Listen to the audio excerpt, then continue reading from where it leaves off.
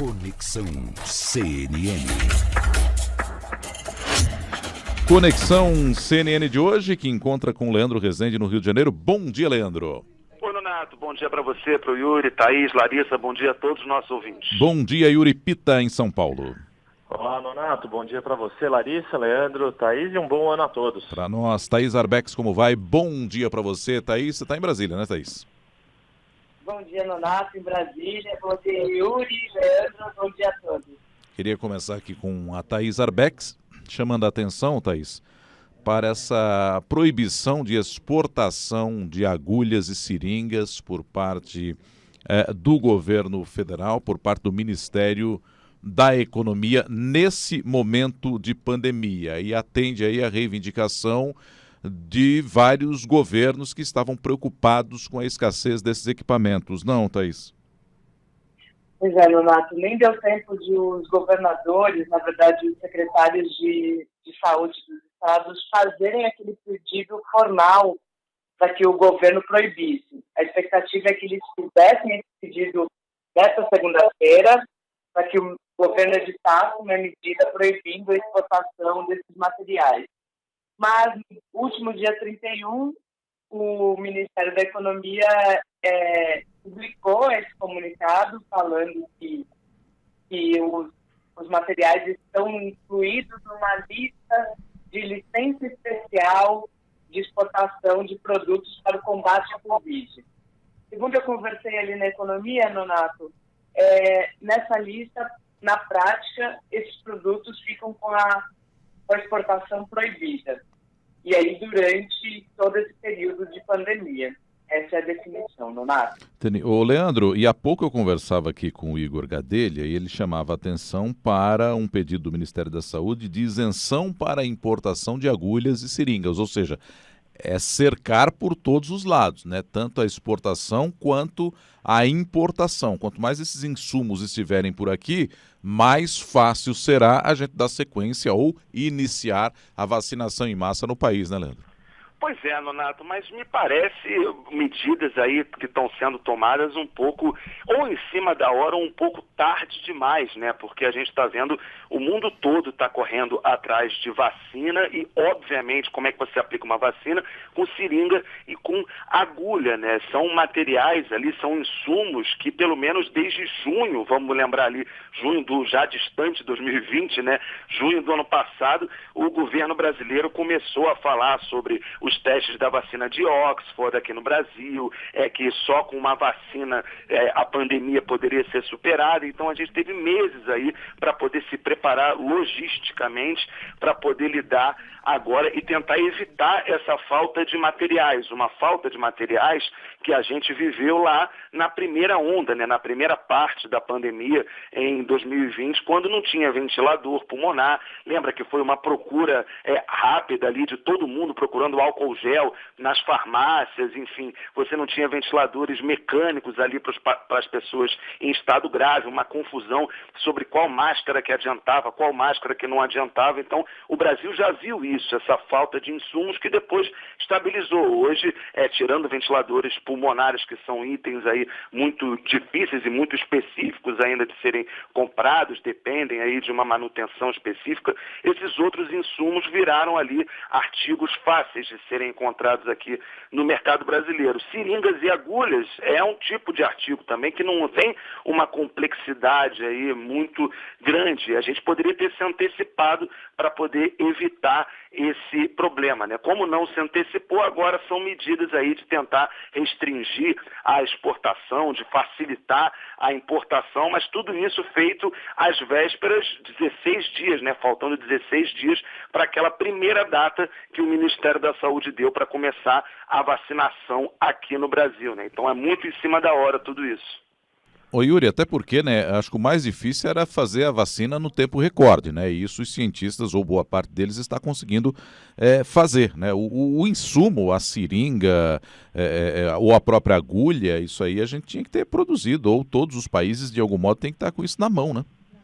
Exato, Nonato. A gente lembra no começo da pandemia, falava-se que vacinas levavam anos para serem desenvolvidas, e o que a gente viu ao longo de todo o ano de 2020 é que em menos de um ano, no próprio ano de 2020, algumas vacinas, pelo menos uma vacina, né, a vacina da Pfizer-BioNTech, mesmo a vacina da Moderna também, tiveram registros autorizados por alguns países. Depois veio ainda a vacina de Oxford, a AstraZeneca, a Coronavac está nessa expectativa de ser registrada. Existem uma série de imunizantes disponíveis no mercado, e como o Leandro Rezende estava colocando, agulha e seringa não são produtos de alta complexidade, muito pelo contrário, são produtos que são de uso bastante rotineiro na saúde pública e privada, e não deveria ser motivo, não deveria ser um assunto de atenção a essa altura do campeonato, às vésperas de se começar, enfim, um plano de vacinação que, infelizmente, no Brasil ainda não tem uma data definitiva para começar, ainda não se sabe se vai começar por um ou por todos os 27 estados e mais Distrito Federal do país.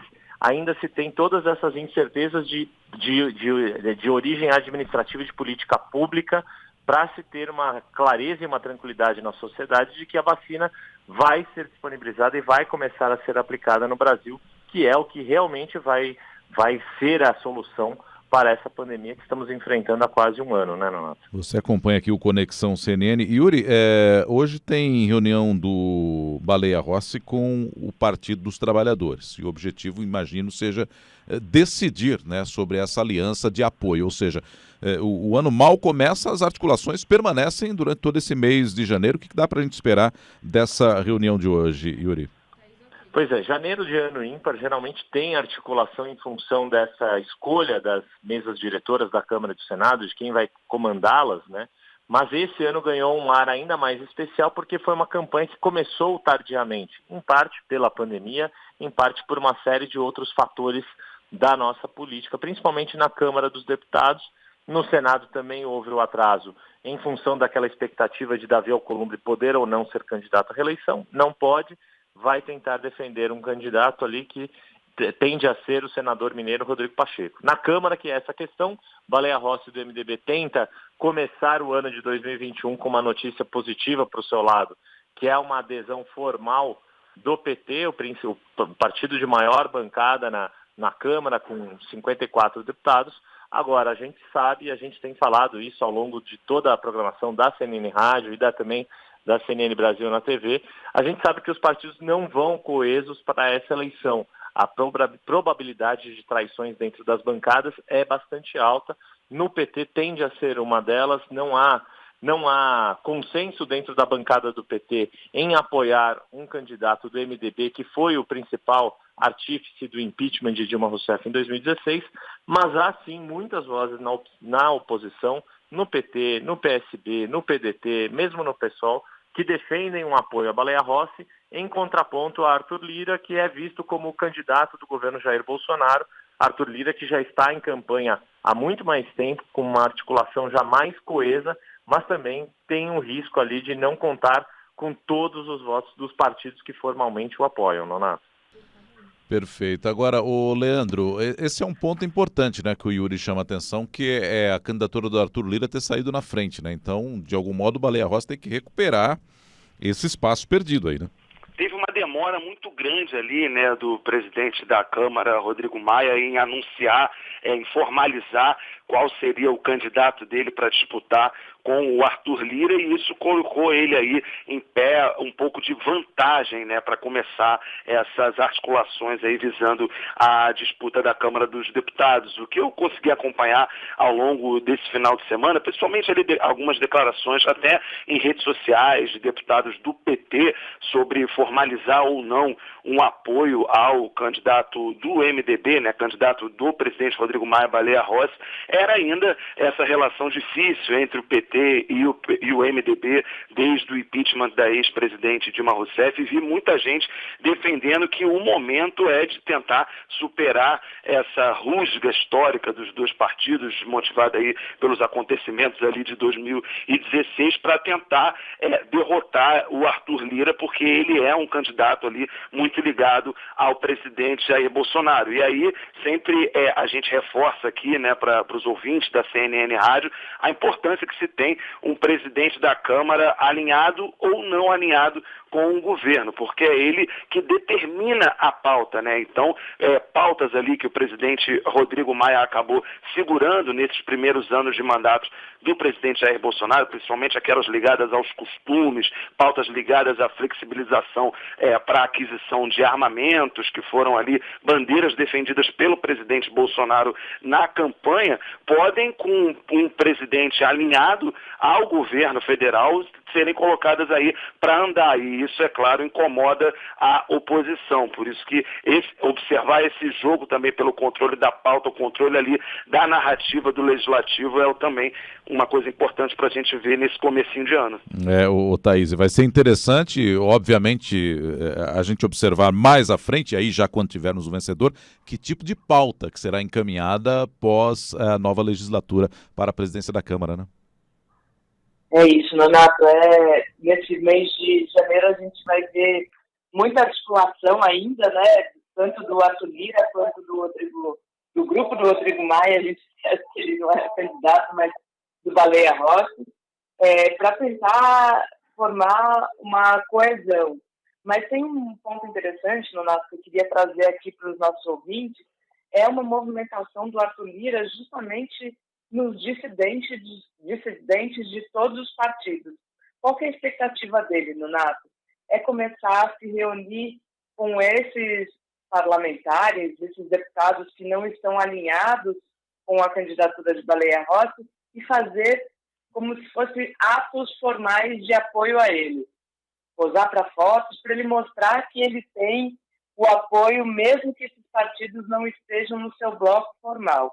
Isso, inclusive, tem uma articulação até para acontecer com Democratas, que é o partido do Rodrigo Maia. Então, a gente vai ter um mês de janeiro aí com muita emoção política aqui em Brasília. E a gente vai acompanhando. Obrigado, até amanhã, Thaís. Até amanhã, Nonato. Obrigada a você. Valeu, Leandro. Valeu, Nonato. Boa semana para você e para todos. Tchau, Yuri. Até amanhã. Bom dia, Nonato. Até amanhã. Conexão CNN de hoje, Yuri Pita, Leandro Rezende e também a Thaís Arbex.